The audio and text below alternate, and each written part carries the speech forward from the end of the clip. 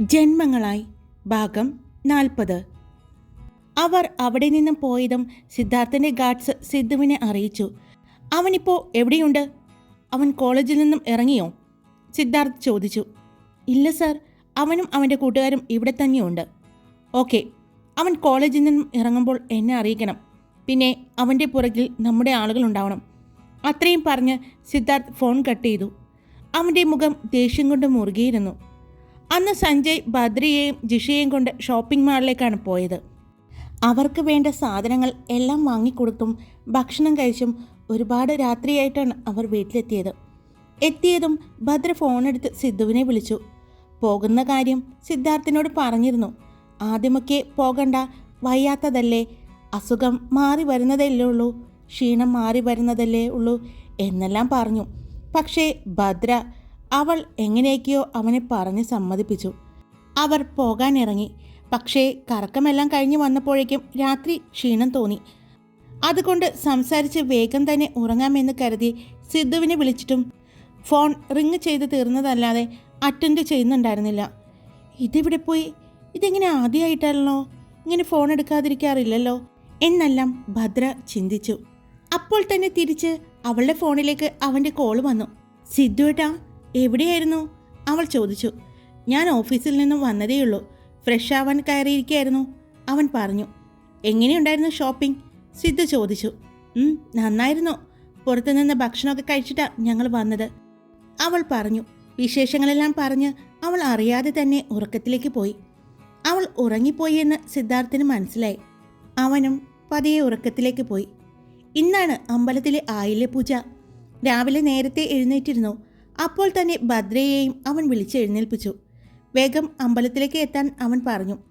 ഭദ്ര അപ്പോൾ തന്നെ സഞ്ജുവിനെയും ജിഷയെയും വിളിച്ചെഴുന്നേൽപ്പിച്ചു. അവർ 3 പേരും കൂടി സിദ്ധാർത്ഥിൻ്റെ കുടുംബക്ഷേത്രത്തിലേക്ക് പോയി. അവിടെ രാവിലെ തുടങ്ങി ഒരുക്കങ്ങളും പൂജകളും മന്ത്രങ്ങളും എല്ലാം. നിറയെ ആളുകളും ഉണ്ടായിരുന്നു. അമ്പലത്തിലേക്ക് എത്തിയതും അവൾ ചുറ്റും സിദ്ധുവിനെ നോക്കുന്നുണ്ടായിരുന്നു. ഇങ്ങോട്ട് വാ, അവൻ വന്നോളും, സഞ്ജു പറഞ്ഞ് അവളുടെ കയ്യിൽ പിടിച്ചുകൊണ്ട് ശ്രീകോവിലിനടുത്തേക്ക് നടന്നു. സഞ്ജുവും ഭദ്രയും ജിഷയും അവിടെ നിന്ന് പ്രാർത്ഥിച്ചു. ഹോമങ്ങളും പൂജകളും പൂജാമന്ത്രങ്ങളാലും പൂക്കളാലും എല്ലാം മനോഹരമായിരുന്നു ആ അന്തരീക്ഷം കാണാൻ. അവൾ പ്രദക്ഷിണം വയ്ക്കുമ്പോഴാണ് കുളത്തിൽ നിന്നും മുങ്ങി ഈറനോടെ ശ്രീകോവിലിനടുത്തേക്ക് നടന്നു വരുന്ന സിദ്ധാർത്ഥിനെ ഭദ്ര കാണുന്നത്. അവനെ കണ്ടതും അവളുടെ കണ്ണുകൾ വിടർന്നു. കസവും മുണ്ടും ഉടുത്ത് മേൽമുണ്ട് പുതച്ചുകൊണ്ട് നടന്നു വരുന്ന സിദ്ധാർത്ഥിനെ എല്ലാവരും നോക്കി തന്നെ നിൽക്കുകയായിരുന്നു. അവൻ്റെ കയ്യിൽ ദേവിക്കുള്ള തിരുവാഭരണവും ഉണ്ടായിരുന്നു. അവൻ്റെ കൂടെ തന്നെ മുത്തശ്ശിയും ആ വീട്ടിലെ എല്ലാ അംഗങ്ങളും ഉണ്ടായിരുന്നു. നടന്നു വരുന്ന സിദ്ധാർത്ഥ് ഭദ്രയെ കാണുകയും ചെയ്തു. അവൻ അവളെ ഒന്ന് നോക്കി. യെല്ലോ ഗ്രീൻ കോമ്പിനേഷൻ വരുന്ന ഒരു ധാവണിയാണ് അവൾ ഉടുത്തിരിക്കുന്നത്.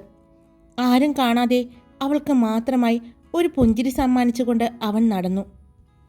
ശ്രീകോവിലിൽ നിന്നും തിരുമേനി ദേവിക്ക് ചാർത്താനുള്ള തിരുവാഭരണം അവൻ്റെ കയ്യിൽ നിന്നും വാങ്ങി നടയിലേക്ക് കയറി നടയടച്ചു. പ്രാർത്ഥനയോടെ അവിടെ നിന്നു. ഭദ്രയും ജിഷയും സഞ്ജുവും പ്രദക്ഷിണം വെച്ച് മറു സൈഡിൽ വന്നു നിന്നു. സിദ്ധാർത്ഥ് ഭദ്രയെ തന്നെ നോക്കുകയായിരുന്നു. അവളും ഇടയ്ക്ക് അവനെ നോക്കുന്നുണ്ട്. സിദ്ധാർത്ഥൻ്റെ അടുത്ത് മുത്തശ്ശിയും 4 പെൺകുട്ടികളും നിൽക്കുന്നത് അവൾ കണ്ടു. അതിൽ ഒരു പെൺകുട്ടി ഗായത്രിയും മറ്റൊരു പെൺകുട്ടി പഞ്ചമിയാണെന്നും അവൾക്ക് മനസ്സിലായി. പ്രദക്ഷിണം വെച്ച് മറു സൈഡിൽ വന്ന ആ സമയത്ത് ഗായത്രി ഭദ്രയെ കണ്ടിരുന്നു. അവൾ ദേഷ്യത്തോടെ ഭദ്രയെ നോക്കി. പൂജാദ്രവ്യങ്ങളുടെ മണങ്ങളാലും പ്രാർത്ഥനയാലും പൂക്കളുടെ സൗരഭ്യം കൊണ്ടും ആ അമ്പലത്തിൻ്റെ അന്തരീക്ഷം വളരെ മനോഹരമായിരുന്നു. കണ്ണുകളടച്ച് ശ്രീകോവിലേക്ക് നോക്കി ഭദ്ര പ്രാർത്ഥിച്ചു കൊണ്ടിരിക്കുമ്പോൾ ഗായത്രിയുടെ മുഴുവൻ ശ്രദ്ധയും ഭദ്രയിലായിരുന്നു. എന്നാൽ ഭദ്ര ഇതൊന്നും അറിയാതെ തൻ്റെ പ്രാണനായ സിദ്ധുവിനെ തനിക്ക് തന്നെ കിട്ടാനും അദ്ദേഹത്തിൻ്റെ അച്ഛനെയും അമ്മയെയും കണ്ടെത്താൻ സാധിക്കണമെന്നും അവർക്ക് യാതൊരുവിധ ആപത്തുകളും ഇല്ലാതിരിക്കാൻ വേണ്ടിയും മനമുരുകി അവൾ പ്രാർത്ഥിക്കുകയായിരുന്നു. ആ സമയം സിദ്ധുവിൻ്റെ നോട്ടം മുഴുവനും അവളുടെ മുഖത്തായിരുന്നു. അവളുടെ മുഖത്ത് മിന്നിമാഞ്ഞ ചില ഭാവങ്ങൾ കാണുമ്പോൾ തന്നെ അറിയാം അവൾ ദേവിയോട് എന്തൊക്കെയോ പറഞ്ഞ് സംസാരിക്കുകയാണെന്ന്. ഗായത്രി ഇടയ്ക്ക് സിദ്ധാർത്ഥിനെ നോക്കുമ്പോൾ അവൻ ശ്രീകോവിലിന് മുന്നിലേക്കല്ല അവൻ്റെ നോട്ടമെന്നും അവൻ നോക്കുന്നത് ഭദ്രയെയാണെന്നും അവൾ കണ്ടു. ദേഷ്യം കൊണ്ട് അവൾ നിന്ന് വിറയ്ക്കാൻ തുടങ്ങി. അവളുടെ കൈകൾ അടുത്തുനിന്ന് പഞ്ചമിയിൽ മുറുകിയതും നിനക്കെന്താ ഭ്രാന്താണോ? അവളുടെ കയ്യിലെ നഖം വെച്ച് മനുഷ്യനെ കൊല്ലാക്കൊല ചെയ്യുന്നു, പഞ്ചമി പറഞ്ഞു. പെട്ടെന്ന് തന്നെ അവൾ പഞ്ചമിയുടെ കയ്യിൽ നിന്നും വിട്ടു. എന്താ നിനക്ക്? പഞ്ചമി ചോദിച്ചു. ദാ അവൾ വന്നിരിക്കുന്നു, ഭദ്ര. അപ്പോഴാണ് പഞ്ചമിയും ഭദ്രയെ കാണുന്നത്. ഓ, അതാണോ കാര്യം? അതിന് നീ എൻ്റെ കൈ പിടിച്ച് മുറുക്കിയിട്ട് എന്താ കാര്യം? പഞ്ചമി പതിയെയാണ് ചോദിച്ചത്. നീ സിദ്ധുവേട്ടനെ ഒന്ന് നോക്കിയേ, ഗായത്രി പറഞ്ഞതും പഞ്ചമി പതിയെ തല ചിരിച്ച് സിദ്ധുവിനെ നോക്കി. അപ്പോഴാണ് സിദ്ധാർത്ഥ് ഭദ്രയെ നോക്കി നിൽക്കുന്നത് അവൾ കാണുന്നത്. ഓ, ഇതാണല്ലേ കാര്യം. ഇതിപ്പോൾ നമുക്കൊന്നും ചെയ്യാൻ പറ്റില്ല. അവളാണ് നോക്കിയതെങ്കിൽ നമുക്ക് 2 വഴക്കെങ്കിലും പറയാമായിരുന്നു. പക്ഷേ ഇവിടെ നോക്കുന്നത് സിദ്ധാർത്ഥ മേനോനാ, അതുകൊണ്ട് മിണ്ടാതെ നിൽക്കാനേ പറ്റൂ, പഞ്ചമി പറഞ്ഞു. പെട്ടെന്നാണ് അമ്പലത്തിൽ മണികൾ മുഴങ്ങി നട തുറന്നത്. എല്ലാവരും പ്രാർത്ഥനയോടെ നടയിലേക്ക് നോക്കി നിന്നു. ഭദ്രയും കണ്ണ് തുറന്ന് സർവാഭരണഭൂഷിതയായി നിൽക്കുന്ന ഭഗവതിയെ നോക്കി മനമുരുകി പ്രാർത്ഥിച്ചു. സിദ്ധാർത്ഥും ഭഗവതിയോട് പ്രാർത്ഥിക്കുകയായിരുന്നു, തൻ്റെ അച്ഛനമ്മമാരെ എത്രയും പെട്ടെന്ന് തിരിച്ചു തരണമെന്ന്. അതുമാത്രമായിരുന്നു അവൻ്റെ പ്രാർത്ഥന. ഇത്രയും നാളും താൻ അന്വേഷിച്ചിട്ടും അവരുടെ വിവരങ്ങളൊന്നും അറിയാത്തതിൽ അവന് വല്ലാത്ത സങ്കടമുണ്ടായിരുന്നു. അവൻ ഭഗവതിയോട് പ്രാർത്ഥിച്ചുകൊണ്ട് നിൽക്കുമ്പോഴാണ് തിരുമേനി തിരുനടയിൽ നിന്നും തീർത്ഥം തളിക്കുന്നത്. ആ തീർത്ഥത്തിൽ നിന്നും ഒരു പുഷ്പം വന്ന് ഭദ്രയുടെയും മറ്റൊരു പുഷ്പം സിദ്ധാർത്ഥിൻ്റെ അടുത്തും വന്ന് വീണു. ഭദ്ര അവളുടെ ദേഹത്ത് വീണ ആ പൂവെടുക്കുമ്പോൾ സിദ്ധാർത്ഥും അവൻ്റെ ദേഹത്ത് വന്ന് നിൽക്കുന്ന ആ പൂവെടുത്ത് നോക്കി. 2 പേരും പരസ്പരം നോക്കി. അപ്പോൾ 2 പേരുടെയും കയ്യിൽ ദേവിയുടെ അനുഗ്രഹം എന്നതുപോലെയുള്ള ദേവിയെ പൂജിച്ച 2 പുഷ്പങ്ങൾ ഉണ്ടായിരുന്നു. 2 പേരും പരസ്പരം നോക്കി ഒന്ന് പുഞ്ചിരിച്ചു. മോനെ സിദ്ധു, വാ, ഇനി നാഗക്കാവിലേക്ക് പോകാം, മുത്തശ്ശി പറഞ്ഞതും സിദ്ധാർത്ഥ് ഭദ്രയെ നോക്കി കണ്ണുകൾ കൊണ്ട് അങ്ങോട്ട് വരാൻ കാണിച്ചു. അത് മനസ്സിലായതുപോലെ ഭദ്ര ചെറുതായി തലയണക്കി. ഭദ്രയും സഞ്ജുവും ജിഷയും വീണ്ടും പ്രദക്ഷിണം വെച്ച് അവിടെ നിന്ന് പുറത്തേക്കിറങ്ങി. ഇനി നാഗക്കാവിലേക്കല്ലേ? അവൻ ചോദിച്ചു. ഭദ്ര പുഞ്ചിരിച്ചുകൊണ്ട് അതേന്ന് പറഞ്ഞു. അവർ 3 പേരും നാഗക്കാവിലേക്ക് എത്തുമ്പോൾ അവിടെ ഒരുപാട് ആളുകളുണ്ടായിരുന്നു. അവിടെ ഇരുന്ന് ഒരു പുള്ളുവൻ പാടുന്നുണ്ടായിരുന്നു. പുള്ളുവൻ പാട്ടിൻ്റെ അകമ്പടിയും മഞ്ഞളിൻ്റെ മണവും അവിടെ നിന്ന് വരുന്ന പൂജാദ്രവ്യങ്ങളുടെ മണവും ആ അന്തരീക്ഷത്തെ വളരെ പോസിറ്റീവായി തോന്നി. എങ്ങനെയാ ഇനി മുന്നോട്ട് പോകുന്നത്? അവിടെയെല്ലാം നിറച്ച ആളുകളായല്ലോ, ജിഷ ചോദിച്ചു. നമുക്ക് ഇവിടെ നിന്നാൽ പോരെ? ഭദ്ര ചോദിച്ചു. എന്നിട്ട് വേണം നിൻ്റെ ചെക്കൻ ഞങ്ങളെ പേടിപ്പിക്കാനായിട്ട്. ഇങ്ങോട്ട് വാ, എങ്ങനെയെങ്കിലും നിന്നെ അയാളുടെ അടുത്ത് എത്തിക്കട്ടെ എന്ന് പറഞ്ഞ് ജിഷ ഭദ്രയുടെ കൈ പിടിച്ചുകൊണ്ട് ആളുകൾക്കിടയിലൂടെ എങ്ങനെയൊക്കെയോ മുന്നിലെത്തി. അവിടെ ഭദ്ര ചെല്ലുമ്പോൾ കണ്ടത് സിദ്ധാർത്ഥിനോട് ചേർന്ന് നിൽക്കുന്ന ഗായത്രിയാണ്. ഗായത്രി അവനോട് എന്തോ പറയുന്നുണ്ട്. പക്ഷേ സിദ്ധാർത്ഥിൻ്റെ മുഖം അപ്പോഴും ഗൗരവഭാവത്തിലാണെന്ന് ഭദ്ര ശ്രദ്ധിച്ചു. അവൾ അവിടെ നിന്നും നാഗക്കാവിലേക്ക് നോക്കി പ്രാർത്ഥിച്ചു. ആ നാഗക്കാവിന് ഒരു പ്രത്യേകതയുണ്ട്. ആർക്കും അവിടെ ഒറ്റയ്ക്ക് വരാൻ തോന്നില്ല. അത്രയും പേടിപ്പെടുത്തുന്ന ഒരു പ്രതീതിയാണ് അവിടെ. അതുകൊണ്ട് തന്നെ അധികം ആളുകളൊന്നും അവിടെ എത്താറില്ല. അങ്ങനെ എത്തുന്നുണ്ടെങ്കിൽ തന്നെ വിശേഷാൽ ദിവസങ്ങളിൽ ഇതുപോലെ ആളുകൾ കൂടുമ്പോൾ മാത്രമായിരിക്കും. അല്ലെങ്കിൽ 1-2 പേർ ഒരുമിച്ചായിരിക്കും നാഗക്കാവിലേക്ക് എത്തുന്നത്. എന്നാൽ അവിടുത്തെ അന്തരീക്ഷം വളരെ മനോഹരമായിരുന്നു. നിറയെ മരങ്ങളാലും നിറയെ പാലപ്പൂക്കളാലും മനോഹരമായിരുന്നു. ഇന്നത്തെ ആയില്യ പൂജയ്ക്ക് പ്രകൃതി പോലും ഒരുങ്ങി നിൽക്കുന്നത് പോലെ അവൾക്ക് തോന്നി.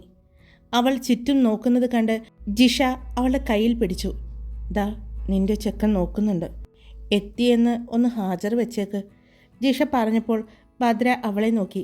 പിന്നെ സിദ്ധാർത്ഥിനെ നോക്കി. അവൻ അവളെ നോക്കി നിൽക്കുകയായിരുന്നു. അവൻ പക്ഷേ എന്തോ അവളോട് പറയാൻ ശ്രമിക്കുന്നത് പോലെ ഭദ്രയ്ക്ക് തോന്നി. അവൾ എന്താണെന്ന് പുരികം പൊക്കി ചോദിച്ചു. പക്ഷേ അവൻ എന്തോ അപ്പോഴും പറയാൻ ശ്രമിക്കുന്നത് പോലെ അവൾക്ക് മനസ്സിലായി. അവിടെ ആയില്യ പൂജകൾ തുടങ്ങി. എല്ലാവരും പ്രാർത്ഥനയിൽ നിൽക്കുമ്പോൾ സിദ്ധാർത്ഥ് കണ്ണുകൾ കൊണ്ട് അവളെ അടുത്തേക്ക് വിളിച്ചു. അത് മനസ്സിലായതും ഭദ്ര അടുത്ത് നിൽക്കുന്ന ജിഷയെ നോക്കി. അവളും പ്രാർത്ഥിച്ചുകൊണ്ട് നിൽക്കുകയാണ്. അവൾ ജിഷയുടെ കയ്യിൽ പിടിച്ചു. പ്രാർത്ഥനയോടെ നിന്ന ജിഷ എന്താണെന്ന് ചോദിച്ചു. അവൾ ജിഷയുടെ ചെവിയുടെ അടുത്തായി വന്നു നിന്ന് സ്വകാര്യം പറയുന്നത് പോലെ പറഞ്ഞു. സിദ്ധുവേട്ടൻ അങ്ങോട്ട് അടുത്തേക്ക് വിളിക്കുന്നു. അത് പറഞ്ഞതും ജിഷ പതിയെ ഒന്ന് തലചരിച്ച് നോക്കി. സിദ്ധാർത്ഥ് അവരെ നോക്കി നിൽക്കുന്നുണ്ട്. അവൻ വീണ്ടും കണ്ണുകൾ കൊണ്ട് അങ്ങോട്ട് വരാൻ കാണിക്കുന്നുണ്ട്. അത് കണ്ടതും ജിഷ പതിയെ ഭദ്രയുടെ കയ്യിൽ പിടിച്ചു. എന്നിട്ട് അവർ 2 പേരും ഒരുമിച്ച് സിദ്ധാർത്ഥ് നിൽക്കുന്ന ഭാഗത്തേക്ക് നടന്നു. ജിഷ ഭദ്രയെ സിദ്ധാർത്ഥിൻ്റെ അടുത്തേക്ക് എത്തിച്ചു. ഭദ്രയുടെ അടുത്ത് ജിഷയും ഒന്നും അറിയാത്തതുപോലെ നിന്ന് പ്രാർത്ഥിച്ചു കൊണ്ടിരുന്നു. കണ്ണുകളടച്ച് പ്രാർത്ഥനയോടെ നിന്ന ഗായത്രി കണ്ണ് തുറന്നു നോക്കുമ്പോൾ സിദ്ധാർത്ഥിനോട് ചേർന്ന് നിൽക്കുന്ന ഭദ്രയെ കണ്ടു. ആ തിരക്കിനിടയിൽ അവൾക്ക് ഒന്നും പറയാൻ സാധിച്ചില്ല. പൂജ കഴിഞ്ഞതും തിരുമേനി സിദ്ധാർത്ഥിൻ്റെ കയ്യിലേക്ക് പ്രസാദം കൊടുത്തു. അതിലെ ആ മഞ്ഞളെടുത്ത് തൊട്ടോളൂ, തിരുമേനി പറഞ്ഞു. സിദ്ധാർത്ഥ് ആ മഞ്ഞളെടുത്ത് അവൻ്റെ നെറ്റിയിൽ ചാർത്തി. അപ്പോഴേക്കും തിരുമേനി മറ്റൊരു പ്രസാദത്തട്ട് അവൻ്റെ കയ്യിലേക്ക് നീട്ടി. അത് വാങ്ങണമെങ്കിൽ കയ്യിലിരിക്കുന്ന ആദ്യം കൊടുത്ത ആ പ്രസാദത്തട്ട് മറ്റാരെയും ഏൽപ്പിക്കണമായിരുന്നു. സിദ്ധാർത്ഥിൻ്റെ അടുത്ത് നിന്ന ഗായത്രി അത് വാങ്ങാൻ തുടങ്ങിയതും സിദ്ധാർത്ഥ് അത് ഭദ്രയുടെ കയ്യിലേക്കാണ് കൊടുത്തത്.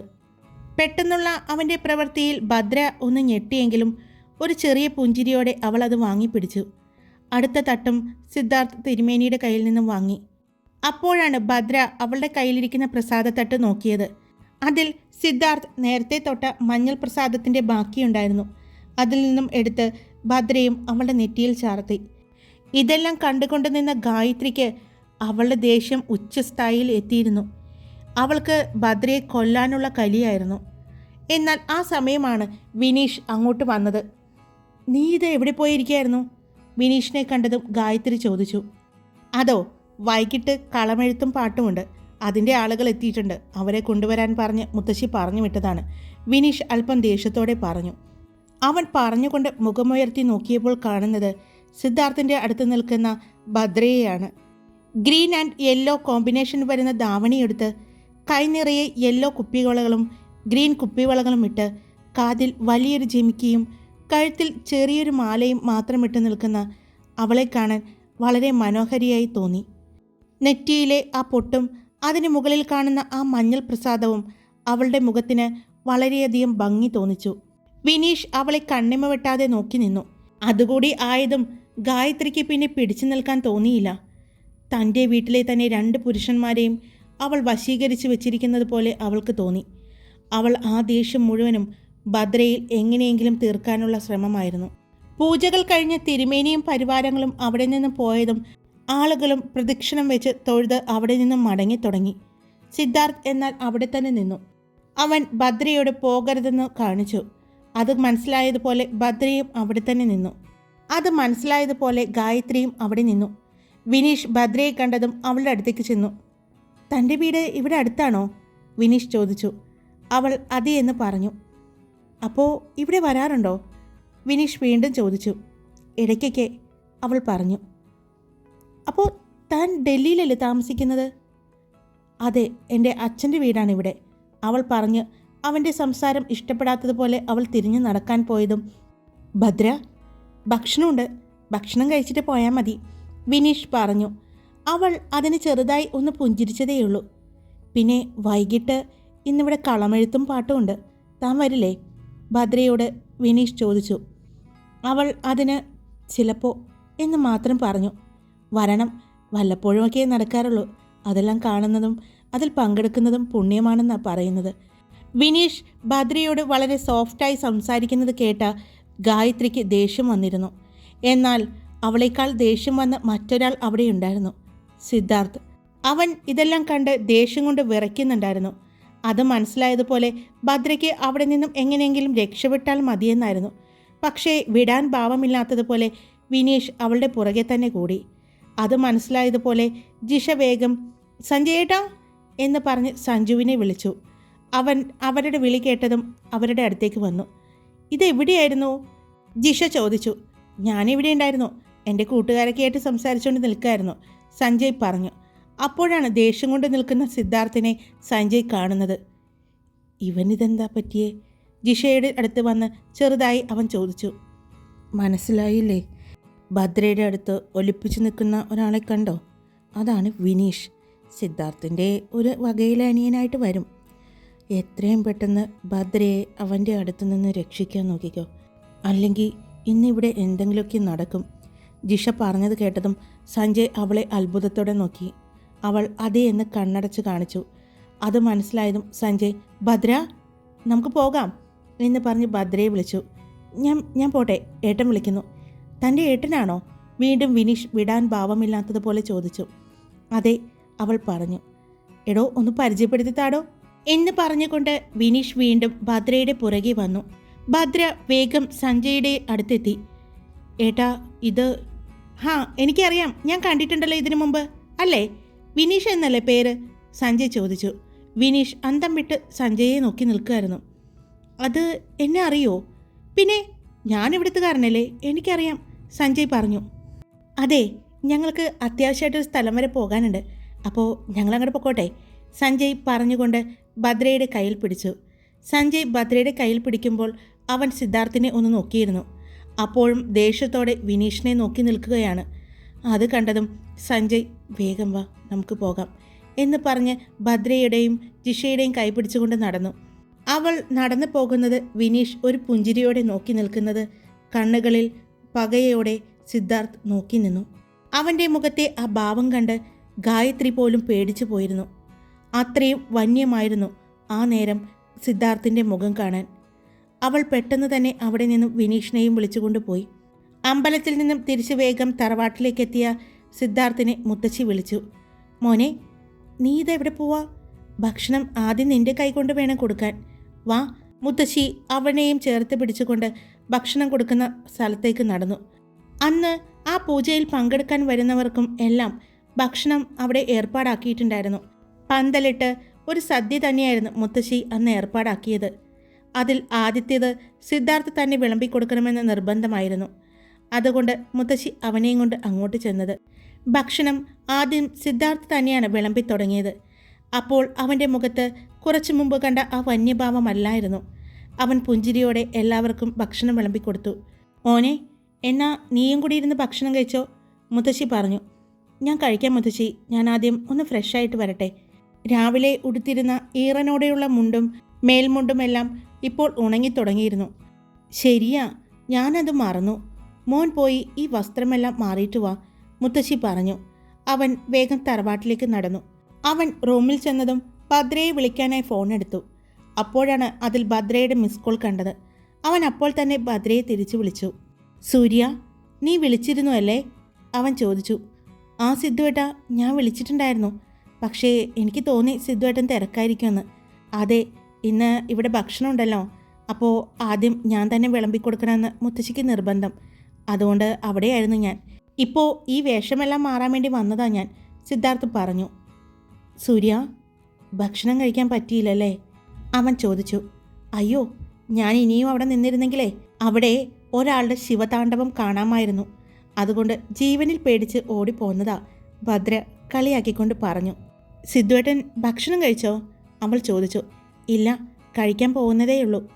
നീ കഴിച്ചോ? സിദ്ധു ചോദിച്ചു. ഇല്ല, ഞാനും കഴിച്ചില്ല. സിദ്ധുവേട്ടനെ വിളിച്ചിട്ട് കഴിക്കാമെന്ന് വിചാരിച്ചു. അതെയോ? എന്നാ അവനൊരു അല്പസമയം മിണ്ടാതെ നിന്നു. ഒരു കാര്യം ചെയ്യ് ഭദ്ര, ഭക്ഷണം കഴിക്കാൻ വരട്ടെ. നീ വേഗം ആ പാടത്തിൻ്റെ നടുക്കുള്ള ഏർമാടത്തിലേക്ക് വാ, അവൻ പറഞ്ഞു. അയ്യോ സിദ്ധുവേട്ടാ, ഇന്ന് സൺഡേ അല്ലേ, ഇവിടെ എല്ലാവരും ഉണ്ട്. ദേ ഭദ്ര, എന്നെ ദേഷ്യം പിടിപ്പിക്കല്ലേ. ഞാൻ വേണമെങ്കിൽ സഞ്ജയെ വിളിച്ച് പറയാം. നമുക്ക് രണ്ടുപേർക്കുള്ള ഫുഡുമായിട്ട് അവിടേക്ക് വരും. നീ അങ്ങോട്ട് എത്തിക്കൊള്ളണം. അത്രയും പറഞ്ഞ് സിദ്ധാർത്ഥ് ഫോൺ കട്ട് ചെയ്തു. അത് കേട്ടതും ഭദ്ര ഒരു തളർച്ചയോടെ ബെഡിൽ തന്നെ ഇരുന്നു. ഇതിനെ എങ്ങനെയാണ് ദൈവമേ ഞാൻ മെരുക്കിയെടുക്കുന്നത്? ഒന്നും അങ്ങോട്ട് പറയാനുള്ള അവസരം തരരുത്. അപ്പോൾ തന്നെ ഫോൺ കട്ട് ചെയ്തോളണം. അവൾ അവളുടെ ഫോണിലേക്ക് നോക്കി പറഞ്ഞുകൊണ്ടിരിക്കുമ്പോഴാണ് അങ്ങോട്ട് ജിഷ കയറി വരുന്നത്. എന്ത് പറ്റിയടി, നീ നിൻ്റെ ഫോണിലേക്ക് നോക്കി സംസാരിക്കുന്നു? ബ്ലൂടൂത്ത് വെച്ചിട്ടുണ്ടോ? ഇല്ലല്ലോ. പിന്നെ നീ ആരോടെ സംസാരിക്കുന്നത്? ഞാൻ എന്നോട് തന്നെ സംസാരിച്ചതാ. നിന്നോട് സംസാരിക്കുക? നീ അമ്പലത്തിൽ നിന്ന് വന്നപ്പോൾ വല്ല ബാധയും കയറിയോ? ജിഷ ചോദിച്ചു. കയറി. ആ ബാധയുടെ പേര് സിദ്ധാർത്ഥ മേനോൻ എന്നാ, ഭദ്ര പറഞ്ഞു. അതെ, വെറും ബാധയല്ല, ഒഴിയ ബാധയാ. ഇന്ന് ആ വിനീഷിനെ അരച്ച് കലക്കി കുടിക്കുമെന്നാണ് ഞാൻ വിചാരിച്ചത്, ജിഷ പറഞ്ഞു. അതെ, അടുത്ത പണിയുമായിട്ട് വന്നിരിക്കുക. എന്താ? പെട്ടെന്ന് ജിഷ ചോദിച്ചു. എന്നോട് വേഗം പാടത്തിന് നടുക്കുള്ള ഏറുമാടത്തിലേക്ക് ചെല്ലാൻ പറഞ്ഞു. എന്തിന്? ഭക്ഷണം ഒരുമിച്ച് കഴിക്കാമെന്ന്. അയ്യോ, ഇവിടെ ഭക്ഷണം ഉണ്ടാക്കിയിട്ടുണ്ടെന്ന് പറയാറുന്നില്ലേ? പൊന്നു ജിഷ, ഞങ്ങൾക്ക് രണ്ടുപേർക്കും ഒരുമിച്ചിരുന്ന് കഴിക്കാനാന്ന്. ഓ അങ്ങനെ. അല്ല, എങ്ങനെ ഇവിടെ നിന്ന് ചാടും? അറിയാലോ, ചിറ്റയും ചാച്ചനൊക്കെ ഉണ്ട്. അത് തന്നെയാണ് എൻ്റെ പ്രശ്നം. അല്ല, സഞ്ജയ് ഏട്ടൻ എന്തേ? ആ, അത് പറയാനാണ് ഞാൻ വന്നത്.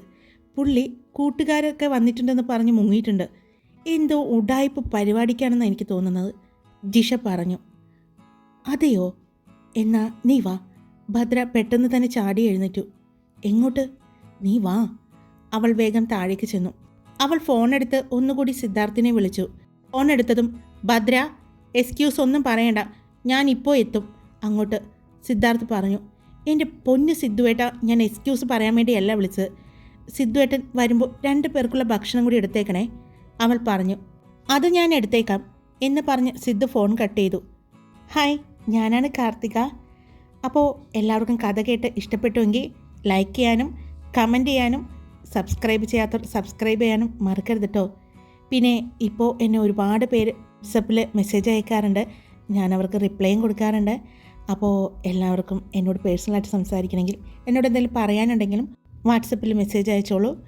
അപ്പോൾ നമുക്ക് നാളെ കാണാം. അയ്യോ അല്ല, നിന്നിലലിയാൻ, അതിലൂടെ കാണാം. Okay, love you all. It's me Karthika.